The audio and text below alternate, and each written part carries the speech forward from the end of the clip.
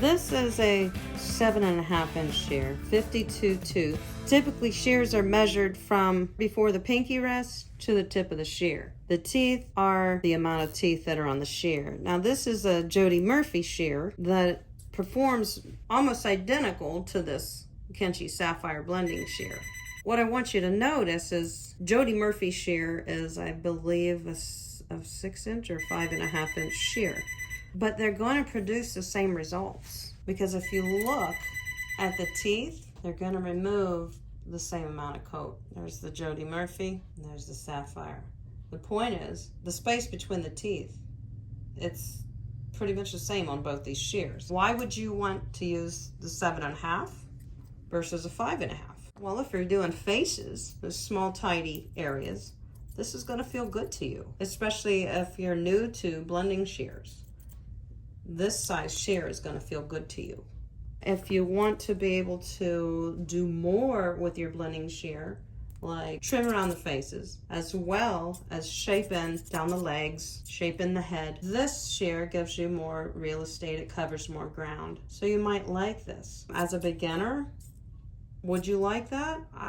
I would say yes, I would have. When I started using blending shears heavily, most of them were small.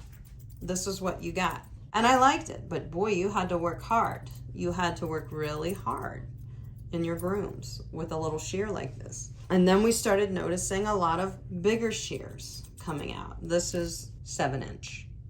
This is the Jonathan David Lightning shear. This shear is actually a nice size. It covers a lot of ground. Now notice on this shear that each tooth is serrated, which takes even more coat. So if you have serrated teeth on your blending shear, it's going to soften your trim even more so and remove just a little more coat than it would if it just had this space between the teeth. You'll also notice that on the Sapphire shear, the end of each tooth is serrated. You won't see that on the Jody Murphy shear. See, that's blunt, like a straight edge. You do see that on the Jonathan David Lightning blending shear. These things make differences in the way the shears perform. So right here, guys, right in front of his eyes, we could take that with a 10 blade, just using the corner of our 10 blade. But I'm gonna take these Jody Murphy shears. You see how the teeth are very fine. There's a lot of teeth and there's not a lot of space between the teeth. That means they're not gonna take a lot of hair. So I'm just gonna kind of open up right here in front of his eye and a little bit in front of his, at the stop, which is right here between the eyes. And I'm kind of blending forward like this. And because this shear is not too aggressive, it's gonna leave a nice natural look. One of the many benefits to using blending shears is to produce natural looking grooms, right buddy? So right in the corner on a slant, and there's a natural look. If I want it more aggressive, I can use my chunkers. So let's just tidy up this line here. These behave more like a straight shear. Look at all the space between teeth. That is how much hair they're gonna take off. So obviously, if I'm using a soft blender here, it's gonna blend, but it's gonna take me all day. And it's gonna look great, and you could do this, but it's gonna take you all day. With a chunker, good job, Teddy. With a chunker, we're gonna get there real quick. Now he is a Westie coat. They typically have a little bit of a wire coat.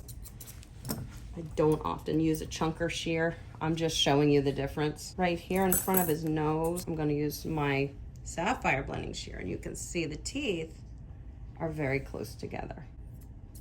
Very carefully. Just tidying up all that hair that's hanging in front of his nose. Be very careful here. And this is probably more of a, not for the novice, around the nose there, guys. Your blending shears are just as sharp as your straight or your curved. I don't want you guys to ever forget that. But the nice thing about these shears, the Sapphire blender, is that it produces a very soft look. So in those areas where we just want to see subtle changes, these shears are great for that.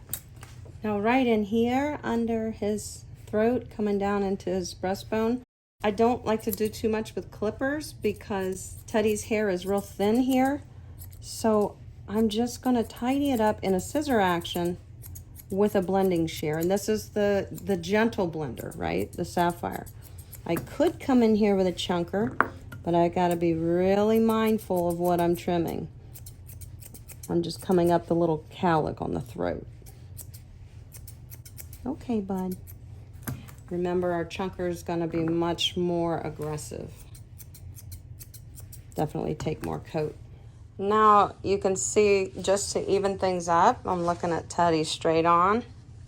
This is a great time to use those gentle blenders, the Sapphire shear, because they're not going to take a ton, but they're just going to totally soften. Good, Teddy. Just flatten this down a little bit. Just keeping everything looking good. But, I mean, they're removing coat, but not a ton. The natural look that they leave is very beneficial versus if I'd have gone in there with a chunker, we would see that pattern that the chunker leaves because he has a wiry coat. So this one is very nice for that. Good boy, honey. It's okay. Just so subtle and so soft. And also, if you scissored the outline of this Westie head, you could come over your lines with the blender shear to soften your lines. That's another thing that I like to do, especially with the Sapphire blender. Soften my scissor lines and just make any scissor lines disappear.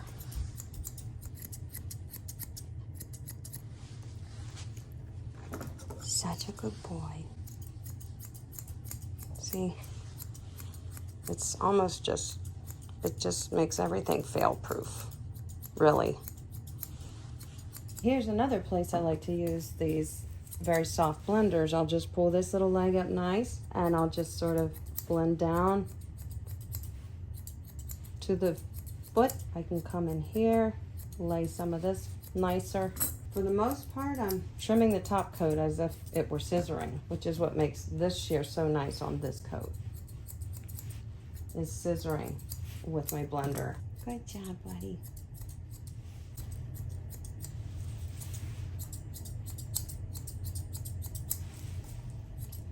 Can really scissor a dog with blending shears, especially a dog with this coat type.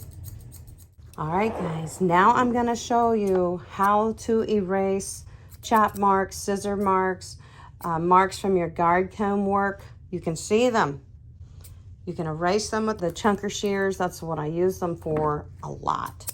Make sure your shear is facing the lay of the coat, and you're just scissoring off any lines. You're scissoring them. You're dusting, if you want to think of it like that, like dusting. Coming up here, you got to use your comb it up, and just graze it off with your chunker shear in the lay of the coat, and you will hide all those marks. This can also be used to actually scissor and shape on the dog. You could outline the dog. Usually I do that with a straight shear. You could outline the dog with your chunker shear. So comb up, good. And with the way the coat grows, you just simply erase it. It's just so wonderful. This is one of my favorite uses for the chunker shear. Our guard combs are notorious for leaving marks. It's hard to avoid at times, okay? So don't think that you're doing something wrong. That's normal. That's how we just pulled that together and made it look nice, soft, and natural. Riley, you're a good boy. Please look happy. One of my favorite ways to use the chunker shear. So let's do that again right here. Take a look right here, guys. I'm gonna make that blend in with the clipper work. I used a guard comb to set the length on him today. Fantastic use. Here we're going to use it to outline. Now this is where I normally would go for a straight shear, set the outline of leg. You can do it with a chunker shear. It takes a lot of coat. There's a lot of space between the teeth.